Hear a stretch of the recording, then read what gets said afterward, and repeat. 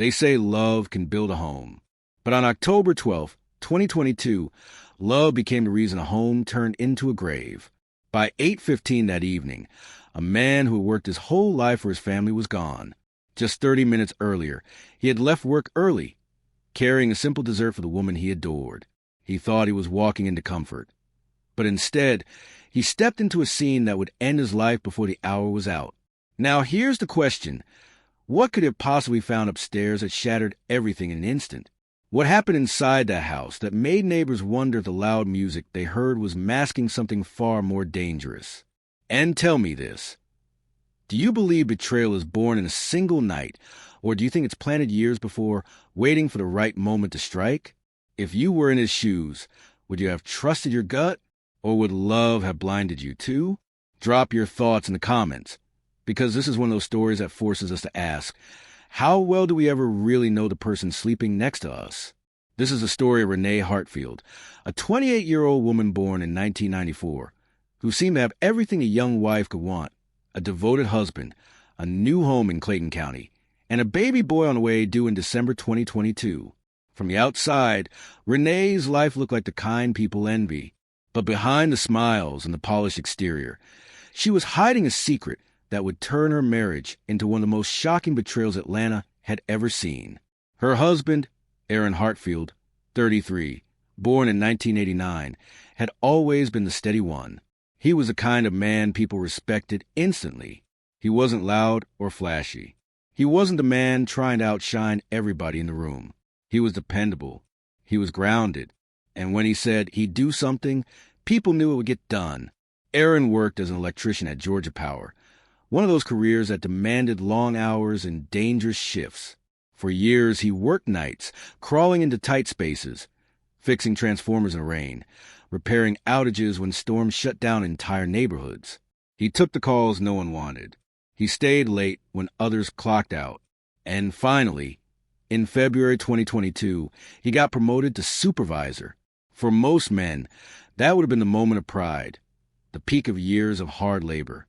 But Aaron never bragged about his title. He bragged about Renee. "She's my miracle," he told anyone who would listen. His coworkers knew it. His friends knew it. Even strangers learned it within minutes of meeting him. Aaron loved his wife with a depth that was almost old-fashioned, the kind of love that didn't just show up in words, but in constant, thoughtful actions. That's who Aaron was at his core. To understand Aaron, you had to understand where he came from. He was born and raised in Decatur, Georgia, to a single mother named Loretta Hartfield. Loretta worked 2 jobs, cleaning offices in the morning and working the register at a corner store at night, just to keep food on the table. Aaron grew up watching her sacrifice. He learned early that nothing came easy and no one's going to hand him anything. He was taught to respect people, to protect women, and to value the family you had because tomorrow wasn't promised. Those lessons shaped him into a man people admired. If you asked around, people would tell you Aaron wasn't perfect, but he was consistent. The kind of man who held doors open for strangers, who would fix an elderly neighbor's lights without asking for payment, and who stayed loyal in a world where loyalty had become rare. That's why, when he met Renee in 2016, he knew instantly he wasn't going to let her slip away. It was a rainy afternoon on Cascade Road, one of those storms where the sky looked like it was tearing open.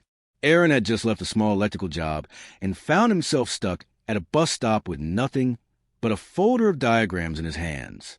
He held it over his head as makeshift cover, drenched from head to toe, shoes squishing with every step. That's when Renee appeared. Even in the storm, she looked put together. Stylish coat, umbrella perfectly tilted, makeup that hadn't smudged despite the rain. She slowed down when she saw him, shook her head with a laugh, and tilted her umbrella toward him. "You look like a man fighting for his life," she teased. Aaron blushed, caught off guard by both her beauty and her humor. He stammered, "Mind if I walk with you?" She smirked, "Only if you can keep up." That short walk changed everything. By the time they reached the corner, Aaron already knew he wanted to see her again. Renee didn't give him her number immediately. She made him work for it. But when she finally did, he called that same night. The spark that started under that umbrella turned into a flame neither of them put out. Aaron would later tell his mother, I didn't just meet her. I found a piece of me I didn't know was missing. By 2018, Aaron had saved enough to buy a ring. He wasn't flashy with it. He proposed to Renee in the simplest way he knew, down on one knee, holding out the diamond he had worked overtime to afford, telling her, "You are my forever." She said yes. In 2019, they got married in front of family and friends. Aaron cried through the vows. Renee looked radiant in her gown. To outsiders, it looked like the beginning of a fairy tale. And for Aaron, it truly was. He poured himself into being the kind of husband every woman prayed for. He wasn't just present, he was intentional. He left sticky notes on her mirror with handwritten love messages. "Good morning, beautiful. I'm proud of you." Or, "Don't forget how much you mean to me." When he was on break at work, he wrote letters to her every 3 days. Long, heartfelt pages that reminded Renee she was seen, she was loved, and she was his everything. When he came home, no matter how tired he was, he adjusted his shifts just to make sure they could have dinner together.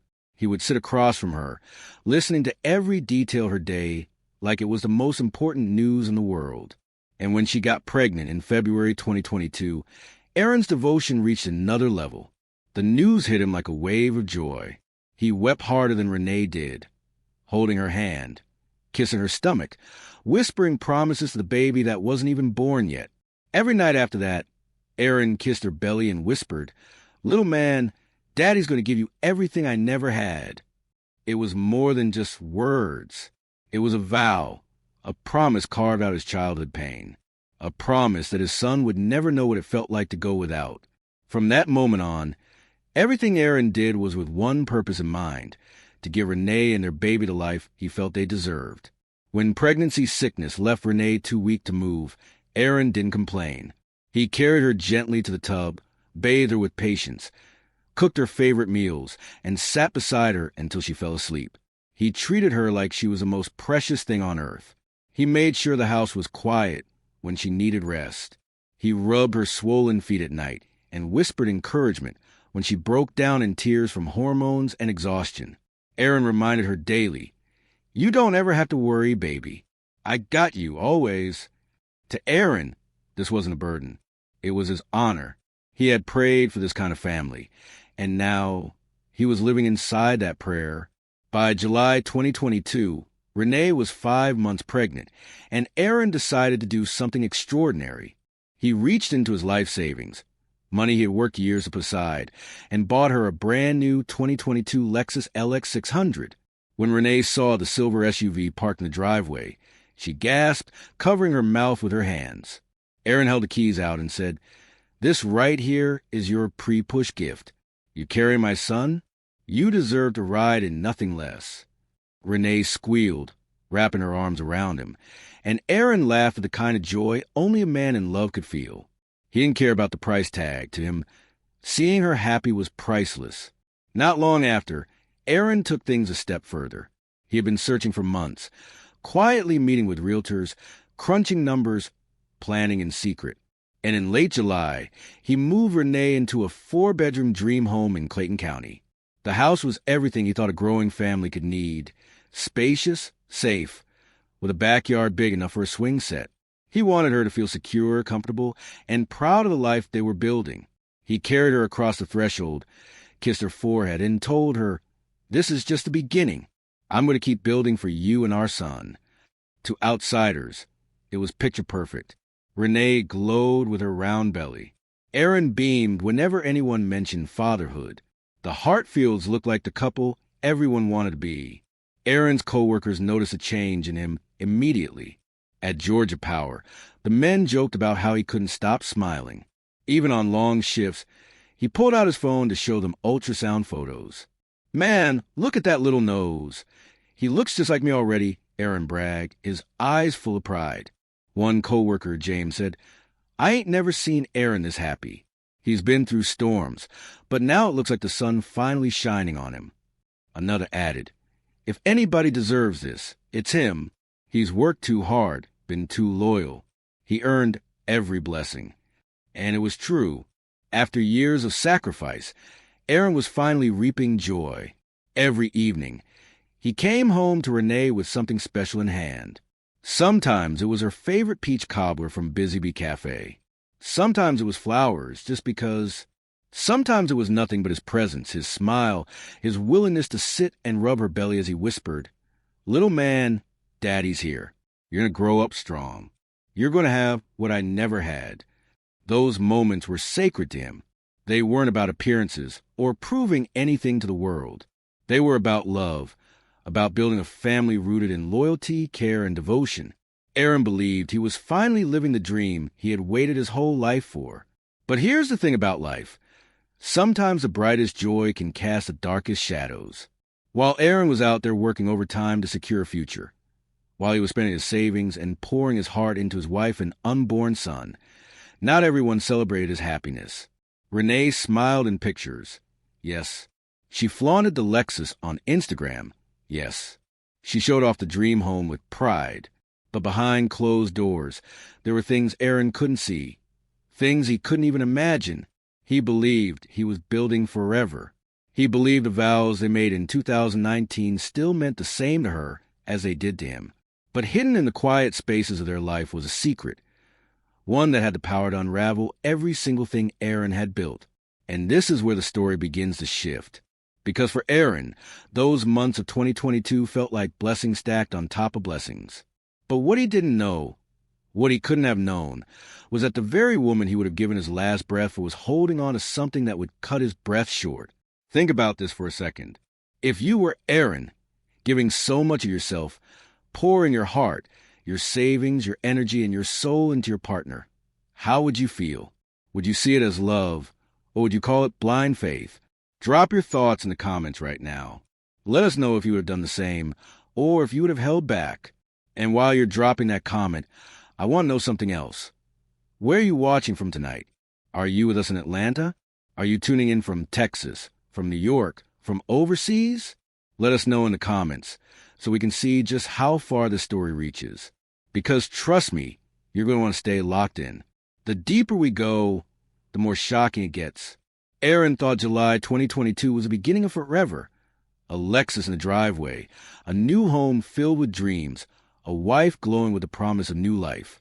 To him, this was everything he ever wanted, wrapped up in the woman he adored. But what he didn't know was that while he was building a dream, someone else, someone from Renee's past, was waiting to turn that dream into a nightmare. That man was Tyrell Benton, born in 1991. 31 years old, an ex-convict and drug addict Renee had dated briefly in her teens. Tyrell had served 6 years for armed robbery. He resurfaced in Renee's life through Facebook in 2021, sending her flirty messages that reignited old flames. When that message appeared in Renee's inbox, it was like opening a door she swore she had locked forever. The name Tyrell hit her like a memory she couldn't shake. It took her back to her high school years, to summer nights when she believed he was the first boy who really saw her. He had been her first kiss, her first boyfriend, the first person she thought she could count on. But Tyrell's life had always been messy, and back then his chaos broke her heart. Tyrell grew up on the same block as Renee, but their paths couldn't have been more different. Renee was raised by parents who believed in discipline, hard work, and keeping up appearances. Tyrell was the exact opposite. He was a neighborhood troublemaker, the boy whose name came up whenever something went wrong. At 14, when most kids were just figuring themselves out, Tyrell filled his father's car with water, turning it into a fish pond just because he was grounded. His father came outside, ready to beat him for it. But by then it was too late. The seats were soaked, fish swam in the back, and Tyrell laughed like it was the funniest thing he'd ever seen. At 16, he got suspended after gluing his teacher's chair. Furious, she had embarrassed him in front of the class for failing another exam. At 17, during a heated argument over dinner, he stabbed his younger brother in the arm with a kitchen knife. The wound wasn't fatal, but it left a scar, and it left his family terrified of him. By 20, Tyrell left home for good. He didn't leave quietly. He stormed out, cursing everyone in the house, vowing he'd never come back. His parents didn't chase him. Deep down, they were relieved. He was someone else's problem. Now, for Renee, watching Tyrell leave had been her first heartbreak. She told herself she had moved on, buried the feelings, built a new life with Aaron. But when Tyrell popped back up on Facebook in late 2021, flashing that same crooked smile in his profile picture, all those buried emotions started clawing their way to the surface. His first message was simple. You still look good, just 4 words, but they undid years of distance. She should have ignored it. She should have deleted it and blocked him. But instead, she replied, You still crazy as ever, Rock. That was all it took. The door was open. At first, it was harmless enough. Catching up, talking about the old days. Tyrell asked if she remembered their first kiss behind the rec center. Renee laughed at the memory of how nervous he had been. But quickly, the tone shifted. Tyrell began sending late-night messages complimenting her body, telling her he dreamed about her. He reminded her of how he was her first everything. He told her that no matter what, they would always belong to each other. Renee told herself it was just talk, just nostalgia. But late at night, when Aaron was asleep beside her, she found herself staring at the phone, waiting for Tyrell's messages, craving the thrill of his attention. Soon, the conversations turned into video calls. Renee started hiding in the bathroom, locking the door, telling Aaron she was nauseous from pregnancy, when in reality, she was whispering on FaceTime with Tyrell. He made her laugh. He reminded her of a wildness she thought she'd left behind. He made her feel like the teenage girl who used to sneak out just to see him. It was wrong. She knew that. But the pull was stronger than her guilt. When Aaron surprised her with a Lexus in July, Renee smiled, posed her pictures, and told him thank you over and over. But that same night, she was in her new SUV texting Tyrell, telling him how much she missed him. Not long after they moved into the dream house, Renee crossed the line completely. She invited Tyrell over, telling Aaron she was having a girls' night with her friend, Maya. In reality, Tyrell's black Dodge Charger sat parked outside the very home Aaron had bought for her. Inside, she let the man from her past step back into her present. Once it started, it didn't stop. Renee began sneaking Tyrell into the house whenever she could, sometimes in the afternoons while Aaron was working late, sometimes on weekends while he was out running errands. She even started sending Tyrell money, helping him fuel his drug habit, convincing herself she was helping him get back on his feet. She told herself it was love. She told herself she was saving him. But the truth was darker. She was addicted to the danger, the passion, the thrill of having what she knew she wasn't supposed to have. Her best friend, Maya Lawrence, saw the change immediately. Maya had known Renee since college, and by July 2022, she couldn't stay silent any longer. Girl, you're playing with fire. That man Tyrell will ruin you. Aaron would kill you if he knew, Maya warned. She wasn't exaggerating. Maya had seen men like Tyrell before, reckless, manipulative, and dangerous. She knew how fast situations like this could spiral into disaster. But Renee just smirked and brushed it off. The body and the heart know what they want, she said. It was a chilling response, because in that moment, Renee made it clear. She wasn't thinking about consequences. She wasn't thinking about Aaron or the baby or the home she had been blessed with. She was thinking about Tyrell, about herself. And that choice, the decision to feed temptation instead of protecting what she had, would become the one that cost Aaron his life. But Aaron began to notice the signs. He saw debits and missing money in their joint account. He saw his credit card maxed out on strange charges. Aaron wasn't the kind of man who overlooked numbers. He had grown up watching his mother stretch every dollar to feed him. He paid attention. So when the balances didn't add up, when money kept disappearing without explanation, his gut told him something wasn't right. But when he asked Renee, she always had an answer ready. She didn't stumble. She didn't panic. She spoke smoothly, like the lies were rehearsed. Babe, I had cravings. You know how it is. She laughed one night, sliding into his lap. I needed seafood. I needed ice cream. I needed it all. This pregnancy got me eating like two people. Another time, she blamed shopping. I bought baby supplies. We're about to have a whole little boy in this house. Diapers, clothes, a stroller. That money went to him. And when Aaron noticed a new handbag in the closet and questioned it, she brushed him off with, "It was on sale, baby." You want me to look a mess while you spoil me with a Lexus. Every excuse came wrapped in sweetness, delivered with the same smile that had melted him since the day they met. And Aaron wanted to believe her. He needed to believe her. The thought of her lying, of betraying him, was too heavy for his heart to hold. So he nodded. He let it go. He convinced himself her explanations were true. Because for Aaron, love wasn't suspicion, love was trust. And he trusted Renee like he trusted his own heartbeat. But while Aaron believed her, the neighbors were noticing what he ignored. They saw patterns. They noticed cars. On September 28th, 2022, Tyrell's black Dodge Charger was parked outside the Hartfield home. One neighbor, watering her lawn, glanced twice and frowned. She knew it wasn't Aaron's. She'd seen his Toyota and Renee's Lexus plenty of times. This car was different, loud, flashy, and parked for too long. When she asked Renee about it later, Renee smiled casually. "That's my cousin's car. He's visiting. Nothing big." She said it with confidence, like she had rehearsed that too. The neighbor didn't press further, but the thought stuck with her. Inside the house, Aaron kept brushing things off. He wanted to believe that the woman carrying his child would never betray him. And for a man like Aaron, a man who built his life on hard work and loyalty, that kind of belief wasn't weakness. It was faith. But faith can blind you. And while Aaron was blinded by love, the truth kept slipping further away. Meanwhile, at Georgia Power, his co-workers began to notice a shift. He was still proud and glowing about fatherhood, but frustration sometimes leaked through. A few days before his murder, Aaron got into a heated argument with a co-worker named Andre Matthews.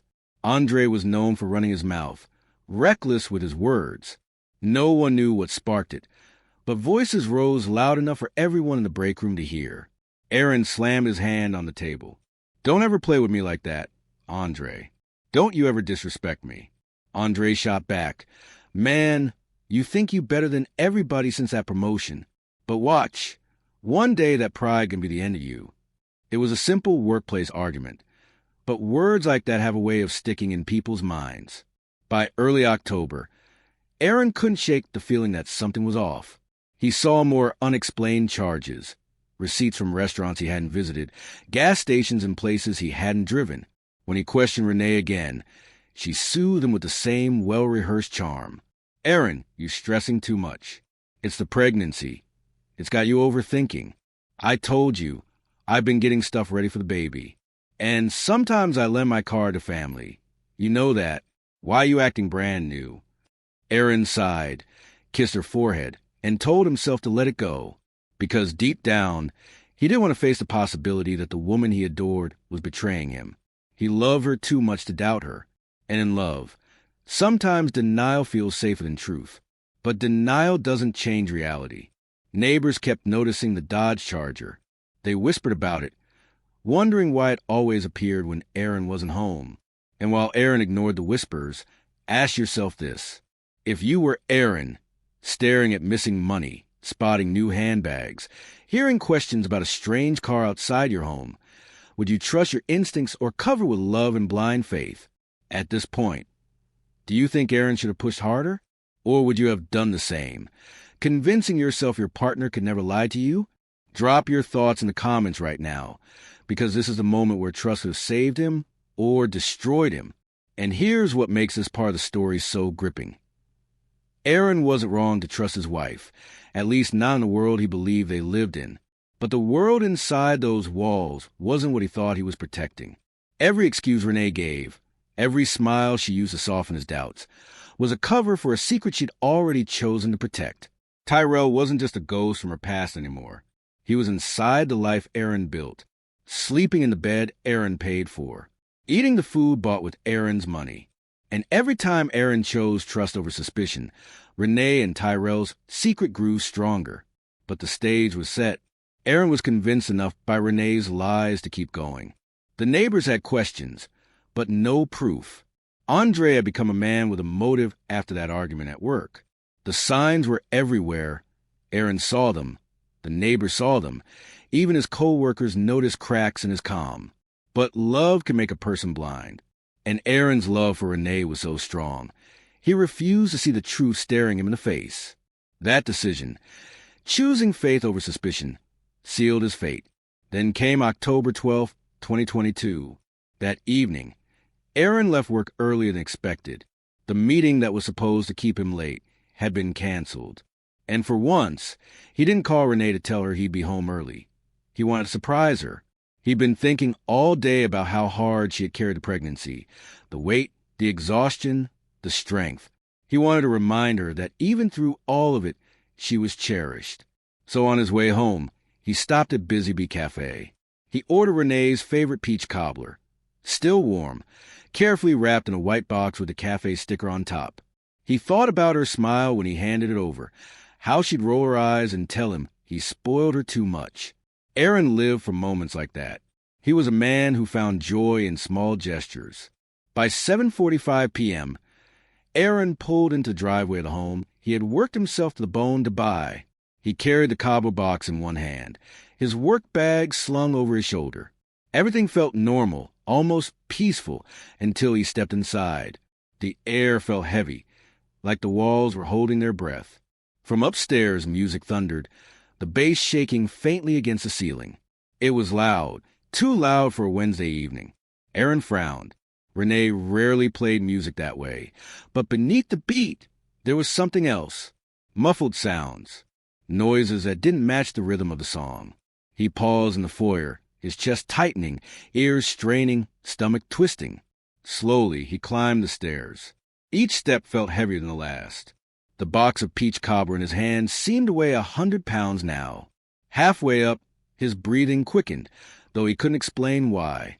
Something deep inside him already knew the answer, even before his eyes saw it.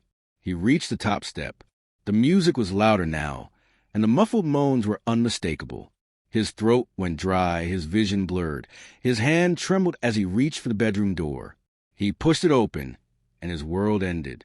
There was Renee, his wife, the woman he adored, 8 months pregnant with his child. And she wasn't alone. She was on top of Tyrell Benton, her teenage love, the man Aaron had trusted to stay gone from their lives. Renee gasped, scrambling for the sheets, her belly shifting as she tried to cover herself. Aaron froze, his body shaking, his mind refusing to process what his eyes screamed at him. The cobbler box slipped from his hand, hitting the floor with a dull thud, the dessert spilling across the carpet. "Renee?" Aaron's voice cracked, disbelief tearing through it like glass. She stammered, "Aaron, wait." But she couldn't finish. Tyrell, lying back against the pillows, sneered. He didn't even flinch. His eyes locked on Aaron's. "Man, you weren't supposed to be here." His tone was bold, almost mocking, as if Aaron was the intruder in his own home. Aaron trembled, rage flooding his chest. His voice broke again, louder this time. "This my wife, my child in her belly, and you—" He couldn't even finish the sentence. He lunged. The fight exploded in seconds. Aaron swung at Tyrell with everything in him. His fist connected with Tyrell's jaw, the crack echoing under music. Tyrell grunted, pushed Renee aside, and scrambled off the bed. The two men clashed in the middle of the bedroom, fists flying, furniture crashing under the weight of their struggle. Renee screamed, her voice piercing but powerless to stop them. She clutched the sheets to her chest, tears streaming, begging them to stop. But nothing could stop what had already begun. Aaron fought like a man who had everything to lose. Because he did. Tyrell fought like a man who had nothing left to protect, nothing left to respect. Their blows landed hard. Aaron shoved Tyrell into the dresser, rattling picture frames. Tyrell shoved back, slamming Aaron against the wall. Aaron swung again, catching Tyrell in the nose, blood spraying across the sheets. But Tyrell was quicker, fueled by rage and desperation. In one sudden move, he reached into his pocket, pulled out a small knife, and drove it into Aaron's thigh. Aaron gasped, his leg buckling, blood soaking through his pants. He staggered, but he didn't quit. He grabbed Tyrell's wrist, trying to wrestle the knife away, his strength unmatched even as pain radiated through his leg. Then Renee moved, panicked, desperate, terrified of what Aaron might do if he overpowered Tyrell. She reached for the heavy glass lamp on the wide nightstand. Her hands shook, her heart pounded, and in a moment that changed everything, she swung. The lamp smashed against Aaron's skull with a sickening crack. The force sent him crashing to the floor. His body hit the carpet, his chest heaving, his head bleeding, his hands still twitching. He was unconscious but alive, still breathing. The room froze. The music thumped in the background, oblivious to the devastation inside the four walls. Renee stared at the man she had promised forever to, the man who had carried her through sickness, who had kissed her belly every night, who had bought her everything she wanted. And now he lay at her feet, blood pooling slowly beneath his head.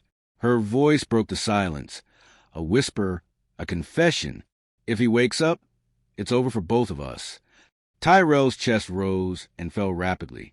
He hesitated, looking at Aaron, then at Renee, weighing the cost. For a moment, it seemed like he might run, that he might leave her there to face what she had done. But then he crouched down, his face hardening.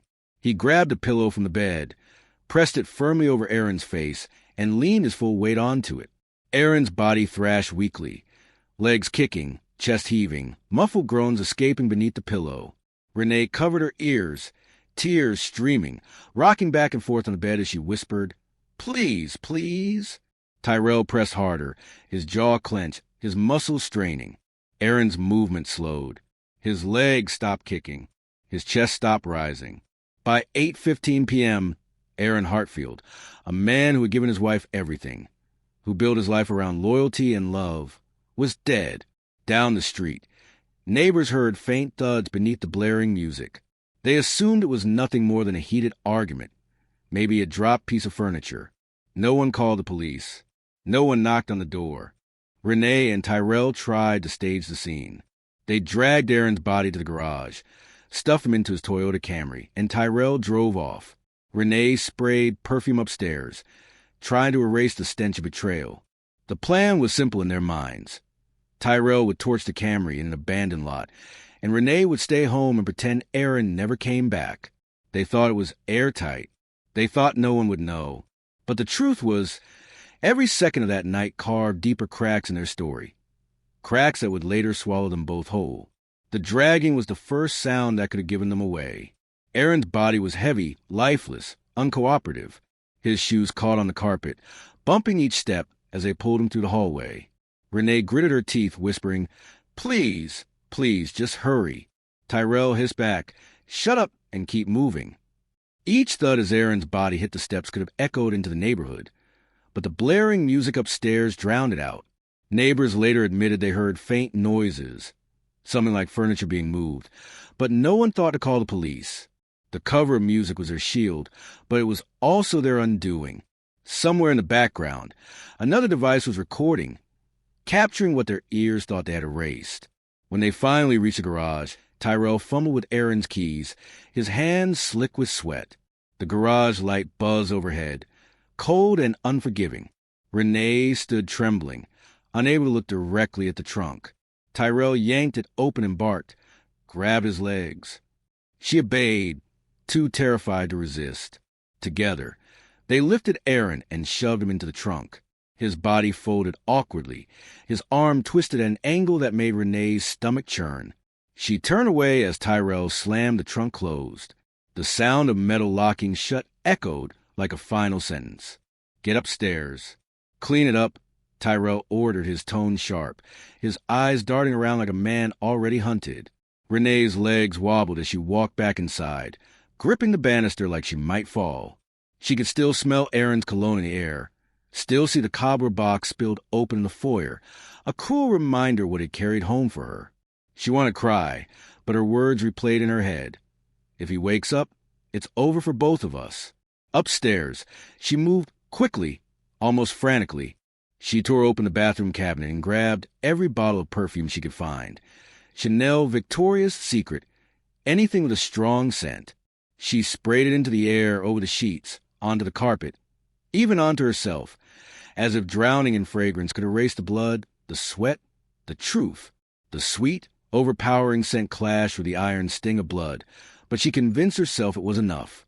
She opened windows, stuffed the broken lamp into a trash bag, shoved it into the closet, and sprayed again until she nearly gagged. Down in the garage, Tyrell started the engine. At 8:45 p.m., the Camry rolled out of the driveway.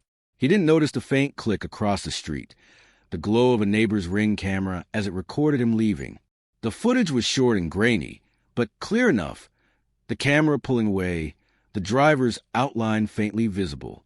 Tyrell thought he was invisible in the night, but the lens had already frozen him in time. As he disappeared into the darkness, Renee rehearsed her lies. She stood in front of the mirror, eyes swollen from tears, repeating the same line. Aaron never came home. I don't know where he went. She whispered it over and over, tried to make it sound natural, trying to believe it herself. She didn't know the walls had already betrayed her, because while she was busy spraying perfume and whispering lies, the baby monitor sat quietly in the corner, still turned on, still recording. And on its small chip, one sentence had been captured in her own trembling voice. If he wakes up, it's over for both of us. That whisper, preserved without her realizing, was more damning than any confession. Tyrell drove for miles, gripping the wheel with bloodstained hands. His mind raced as he thought through the plan. Behind an abandoned warehouse, he parked, dragged Aaron's lifeless body from the trunk, and doused the Camry in gasoline. The flames erupted fast, orange tongues licking into the sky, smoke curling into the night. He stood there for a moment, staring at the fire consuming Aaron's car, telling himself it was over, telling himself the evidence was gone. But even fire couldn't erase everything. By 9 p.m., the house was quiet again. The music had stopped. The perfume hung heavy in the air. Renee sat on the edge of the bed, rocking gently, her hand resting on her belly. She whispered to the child inside her, "It'll be okay. Mommy's got this." But even she didn't believe the words. Every creak of the house made her flinch. Every sound outside made her wonder if someone knew. She thought about Aaron's face, the look in his eyes when he walked through the door, the cobbler crashing to the floor. That image replayed again and again, haunting her. But instead of guilt turning her back, she clung tighter to the lie. Tyrell returned hours later, reeking of smoke and gasoline. His clothes were singed, his hands shaking, but he wore a crooked grin. "It's done," he told Renee. She nodded silently, her eyes empty. They thought they had buried Aaron in ashes and lies. But what they didn't know was that the evidence had survived them both. By dawn, police found the car engulfed in flames behind an abandoned warehouse. Aaron's charred remains were inside. The discovery was brutal, but the bigger question loomed over detectives. Who did it? This wasn't just a car fire. This was a murder scene, one that screamed rage, betrayal, and intent. Detectives knew right away the killer was someone close, someone who knew Aaron's routines, someone who wanted more than just his death. They wanted his story erased. The investigation stretched longer than anyone first imagined. At first, suspicion turned toward people with obvious tension with Aaron in the days before his death. The first was his co-worker, Andre Matthews. Everyone at Georgia Power knew Andre and knew he and Aaron had a heated argument days earlier. Witnesses remembered Aaron slamming his fist on the break room table and raising his voice higher than anyone had ever heard from him. Andre had shot back with a line that sounded chilling in hindsight. "That pride can be the end of you." To detectives, that sounded like a motive. They pulled Andre into the interrogation room, sat him under the fluorescent light, and grilled him for hours. Andre didn't make it easy. He admitted he didn't like Aaron, admitted he thought Aaron got too much praise at work, that the promotion should have gone to someone else. But when detectives pressed harder about October 12th, Andre gave a solid alibi. He was with his girlfriend and her kids, eating dinner at Applebee's. Receipts and camera footage backed it up. As much as detectives wanted to tie heated words to a crime, the evidence set him free. Andre was bitter, but bitterness wasn't murder. The next name was Aaron's neighbor, Cheryl Banks. Cheryl had a reputation in the neighborhood, struggles with drugs, unpredictable behavior, and a fixation on Aaron. Weeks before, she had cornered him outside, demanding money. When he refused, she had snapped, "If you don't want me, you'll regret it." That was enough to raise red flags. They pulled her in. She admitted she once threatened Aaron, admitted feelings for him, and admitted she hated how he brushed her off. But when pressed about October 12th, Cheryl crumbled. She sobbed that she had nothing to do with it. She was high out of her mind that night in a trap house miles away. Other users confirmed her story. Cheryl was unstable, but she wasn't a killer. Not this time. With Andre and Cheryl eliminated, detectives felt the pressure mounting.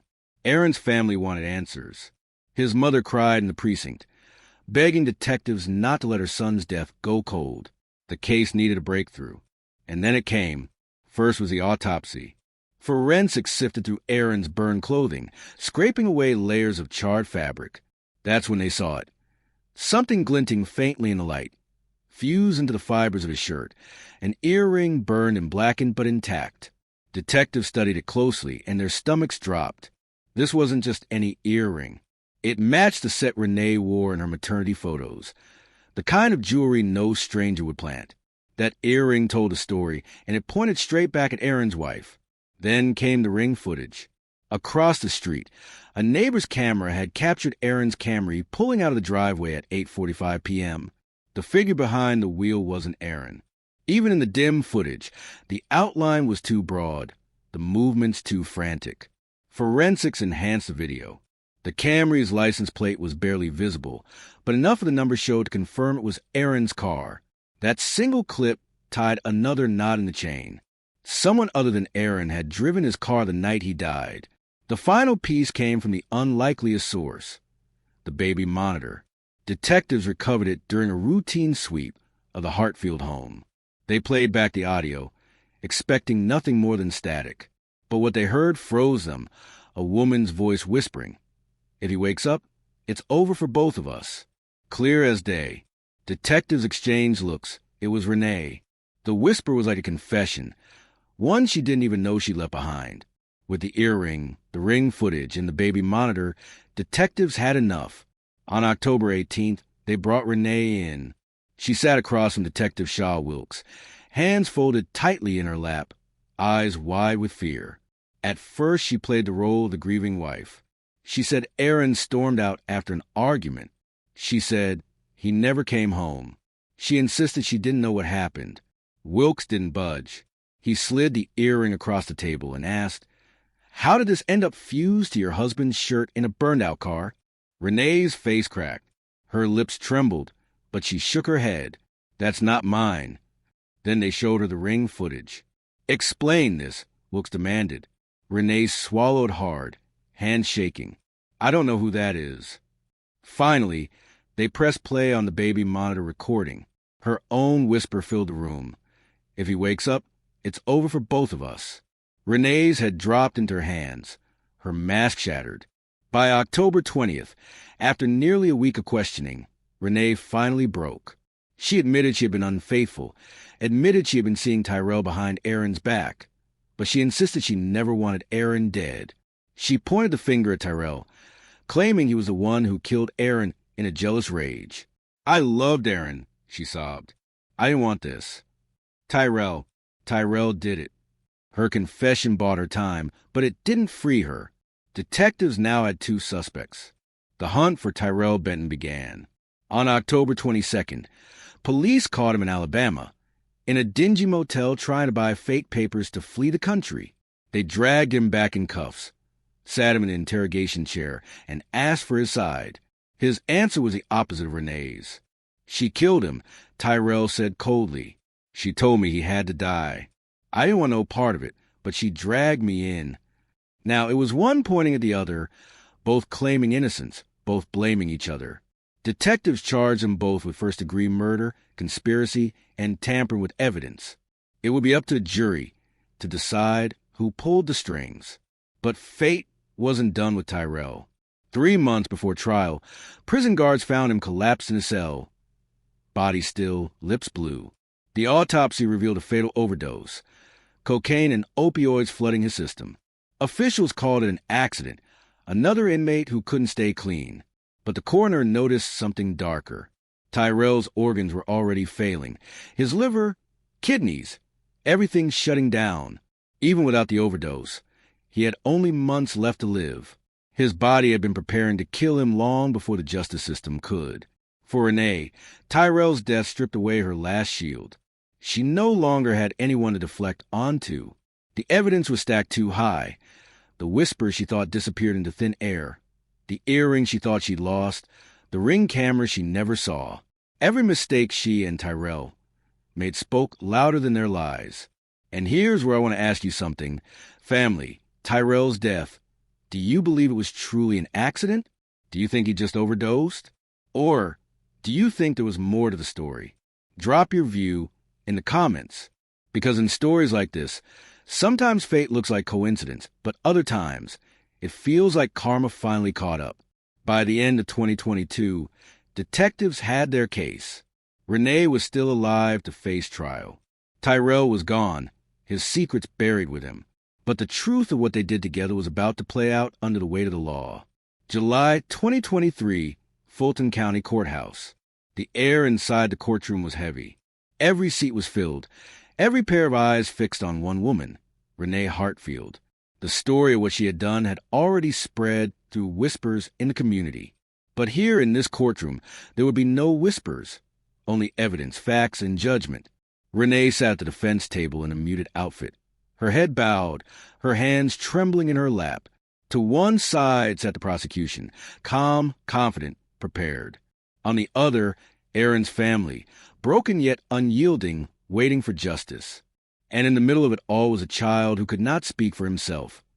Aaron Jr., born inside prison walls and now in the custody of his grandmother, Loretta Hartfield, the same woman who had raised Aaron from nothing into man he became. The trial centered entirely on Renee.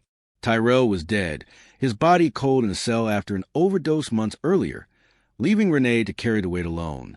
Every piece of evidence pointed back to her, each detail louder than her defense team's attempt to paint her as a victim. The prosecution wasted no time. They started with the baby monitor. The courtroom fell silent as the audio played, a crackle of static, then Renee's voice whispering, "If he wakes up, it's over for both of us." The words echoed through the room, chilling everyone. Some jurors flinched. Others scribbled notes furiously. There was no mistaking the voice. It was hers. Next came the earring. The forensic expert held it up, blackened and bent from fire, but still intact. They showed photos of Renee wearing the same pair in her maternity shoot, shimmering silver hoops she had once worn with pride. The expert explained how it had fused into Aaron's shirt during the struggle, surviving even the flames that consumed his car. The jurors leaned in, faces tight, eyes sharp. A piece of jewelry had survived where Aaron had not. That contrast was impossible to ignore. Then came the ring footage. Jurors watched a grainy video of Aaron's Toyota Camry rolling out of the driveway at 8:45 p.m. on October 12th. The prosecution paused, zoomed, and pointed. The figure inside wasn't Aaron. Everyone knew it. The outline was broader, the movements too frantic. The footage wasn't crystal clear, but combined with everything else, it didn't need to be. It was another nail in the coffin of Renee's story. Finally, prosecutors replayed Tyrell's last recorded statement. "She killed him. She told me he had to die." Even though Tyrell was gone, his words carried weight. The jurors were told they couldn't ignore them. Together, the earring, the footage, the baby monitor, and Tyrell's confession painted a picture impossible to wash away. Renee's defense fought hard. They tried to portray her as a woman manipulated by her first love, a woman emotionally trapped by Tyrell's influence. They said she wasn't the mastermind, only the pawn. They claimed her whispers were born from fear, not guilt. They asked for sympathy, pointing to her pregnancy, her fragile mental state, the pressure of carrying a child while torn between two men. But the jury didn't buy it. Too much had been recorded. Too much had survived the flames. Aaron's family sat quietly during testimony, their grief filling the courtroom like air. Loretta often looked down at baby Aaron Jr., sleeping peacefully in her arms. Innocent, fragile, fatherless. The sight of him made every word cut deeper. Each time Renee's lawyer mentioned manipulation, the prosecutor reminded the jury that a child had been left behind, stripped of his father because of his mother's choices. After days of testimony, cross-examinations, and emotional tension, all came down to deliberation. The The jurors left the courtroom at noon. They returned 8 hours later, faces grim. The room went silent as the foreman stood. On July 18, 2023, the verdict was read, guilty of first-degree murder. Renee's shoulders collapsed. Her hands clutched the table, like it was the only thing keeping her upright. The sentence followed swiftly, life in prison, with parole possible only after 30 years. Gasps rippled through the room. Renee sobbed, shaking her head. "I just wanted to be loved," she cried. "I never meant for him to die." The judge looked at her coldly. His words sliced through the air. "You destroyed not just your husband, but your child's future. That is the cost of your betrayal." Renee's cries filled the courtroom as deputies handcuffed her and led her away. The sound of shackles clinking against the floor echoed long after she disappeared from sight. Loretta stood, clutching Aaron Jr. tightly to her chest. The baby stirred, blinking, innocent eyes scanning a world he could not yet understand. A hush fell as Loretta carried him out, head held high despite the tears streaming down her face. The weight of raising her son's child was heavy, but she carried it like a crown. The conclusion of Renee's trial didn't feel like closure. It felt like a wound stitched shut, still bleeding beneath the surface. Because justice doesn't bring back the man Aaron was. Justice doesn't erase the cobbler that fell to the floor that night. It doesn't stop the whispers recorded forever on a baby monitor.